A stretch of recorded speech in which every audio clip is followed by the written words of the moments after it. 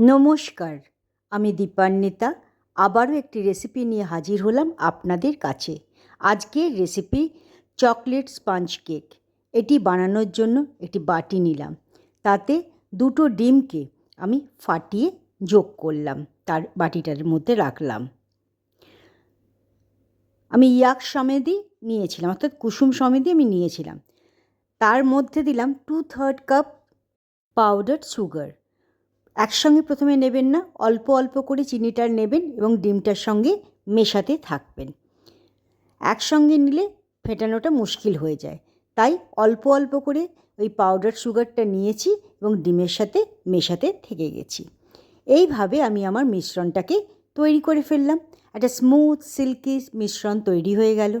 তার মধ্যে দিলাম 1/2 কাপ হোয়াইট অয়েল। আমি এখানে সানফ্লাওয়ার অয়েলটাই ব্যবহার করেছি।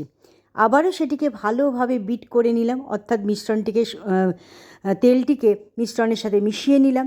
তারপর দিলাম 2 টেবিল স্পুন টক দই। টক দইটাকেও এবারে স্প্যাচুলার সাহায্যে সেই মিশ্রণের সাথে, যে ক্রিমি মিশ্রণটা, সিল্কি মিশ্রণটা তৈরি করেছিলাম তার সঙ্গে মিশিয়ে নিলাম। এরপর নিলাম একটি ছাঁকনি। ছাঁকনির মধ্যে 1 কাপ ময়দা, 1/4 cup cocoa powder, 1/2 teaspoon baking soda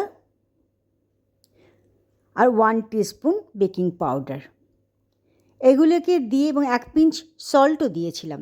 এগুলোকে দিয়ে নিয়ে একটা চামচের সাহায্যে মেশাতেও থাকলাম আর ছাঁকতেও থাকলাম। অল্প অল্প করে ছেঁকেছি এবং ওই ডিমের ব্যাটারটার সঙ্গে মিশ্রণটাকে মেশাতে থেকেছি। মিশ্রণটা যখনই মেশাবেন ওয়ান ডাইরেকশানে করবেন। এটির ক্ষেত্রেও অল্প অল্প করে নেবেন ছেঁকে ছেঁকে, আবার কাট অ্যান্ড ফোল্ড মেথডে মেশাতে থাকবেন। এবং ওয়ান ডাইরেকশানে আমাদের কেকের কিন্তু মিশ্রণটিকে মেশাতে হবে। এইভাবে 3 বারে আমি করেছি। লাস্ট বারে ছেঁকে নেওয়ার পর তার সাথে যোগ করলাম 1 টিস্পুন ভ্যানিলা এসেন্স। সেটিকেও ভালোভাবে মিশিয়ে নিলাম। আমাদের কেক ব্যাটারটি তৈরি হয়ে গেল। এবার এটি কেক বানানোর যে টিন তৈরি হয় বা মোল্ড তৈরি হয়, সে মোল্ডটাকে নিলাম। তার মধ্যে কিছুটা সাদা তেল আমি ব্রাশ করে নিয়েছিলাম। আমি এখানে সানফ্লাওয়ার অয়েলটাই দিয়েছিলাম। এরপর একটা বাটার পেপার নিয়ে সেটিকে ভালোভাবে টিনের মধ্যে বসিয়ে দিলাম। তার গায়েতেও আমি সাদা তেলটাকে ব্রাশ করে নিয়েছিলাম। এরপর যে কেক ব্যাটারটা তৈরি করেছিলাম, সেই ব্যাটারটিকে টিনের মধ্যে আস্তে আস্তে ঢেলে দিলাম এবং ভালোভাবে স্প্যাচুলার সাহায্যে চারিদিকটা যাতে সমান হয় সেটা করে নিয়ে 2-3 বার ট্যাপ করে নিলাম, অর্থাৎ ঠুকে নিলাম, যাতে এর মধ্যে কোনো এয়ার বাবলস না থাকে। এরপর একটা কড়াকে গ্যাসে চড়িয়ে দিলাম, তাতে কিছুটা নুন দিলাম, একখানা স্ট্যান্ড বসিয়ে দিলাম এবং গ্যাসের আগুনটাকে জ্বেলে দিয়ে প্রিহিটের জন্য 5-6 মিনিট ধরে হাই ফ্লেমে সেটাকে রাখলাম।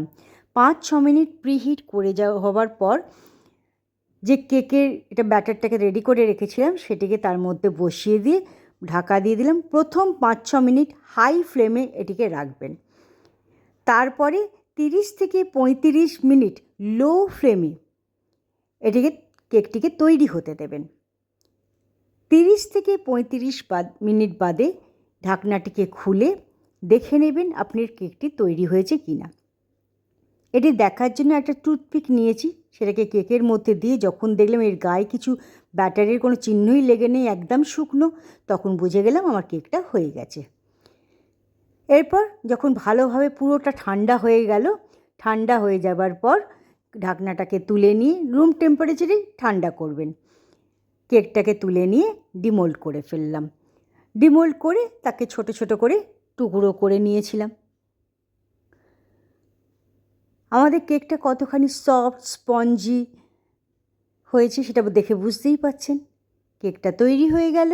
আজকের রেসিপিটা কেমন লাগলো তা অবশ্যই জানাবেন। ধন্যবাদ।